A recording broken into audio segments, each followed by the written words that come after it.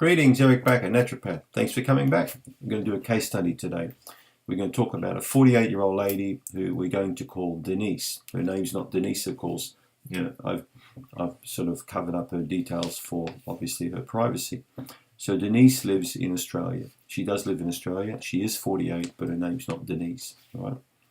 Now, this lady approached me on the internet, came to me as a patient, and these were her prime symptoms: constipation, bloating, gas, heartburn, bad breath, and also some weight loss.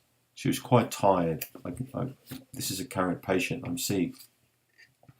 So yeah, lots of different symptoms. Now, she's an office worker, and Denise's biggest concern, of course, was the halitosis, like the bad breath. She didn't really like that in the environment she was working in. She was very embarrassed.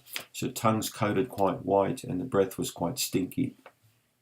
Now, quite an underweight lady too. We're looking at someone who weighs around, I think she's around 52 kilograms, about 52, 53 kgs. So she's not a lot. She's not very heavy at all. That's probably around about 100 pounds or maybe less than that. Not a very tall woman. Now, she had some testing done. We have a hair test result here which showed that many of her nutrients were actually quite on the low side. A hair analysis is a test that's performed by many practitioners to determine if the patient has a load of heavy metals in their body, for example, and what their trace element balance is going to be like, and what their macro minerals are like. So the four main minerals: calcium, magnesium, sodium, potassium, but also all the 17 trace elements. They're all represented in the hair, and because it's excretory tissue, we can see what was in the bloodstream at that point in time. And this lady had a whole lot of trace elements on the low side. So I immediately knew there was a digestive problem going on. So we did a stool test for Denise in August this year, and we found a very poor beneficial count. The bifidobacteria was nil growth, or lactobacillus was 1+. Both of those should be 4+, so very low. The Candida with albicans was a 1+ live yeast culture. We found no parasites. We also found some citrobacter, a bacteria, which is normal, but this one had grown to quite a high count of 3+. So this is causing her a lot of problems.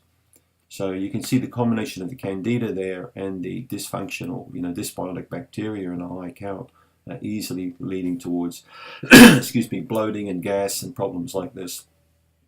Now, Denise's doctor diagnosed her with irritable bowel syndrome, which is so typical that medical people do. This lady's been scoped. She's had endoscopy performed. She's had colonoscopy performed. The blood test came back clear. The gastroenterology examinations came back clear. Basically, they couldn't find out what was wrong with this woman.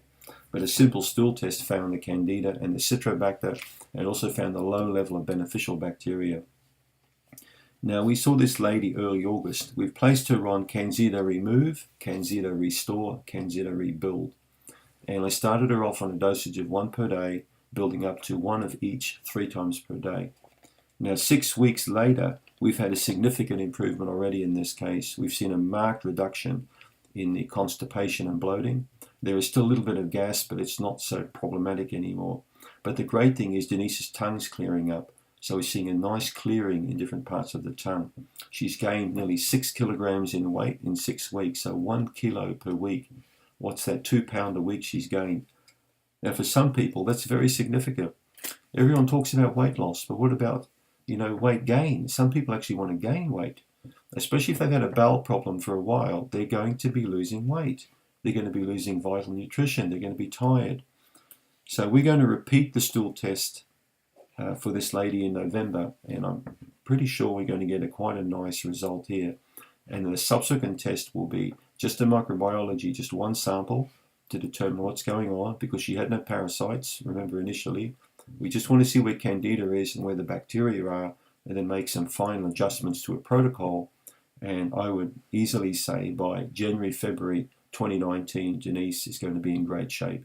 After several years of irritable bowel syndrome, we've now got a patient without bad breath who's going to lead quite a normal life. Now, a person like this could have been walking around for years and years with depression, anxiety, losing a job, getting fired, all kinds of problems because things weren't picked up. And when it was picked up, it wasn't treated properly.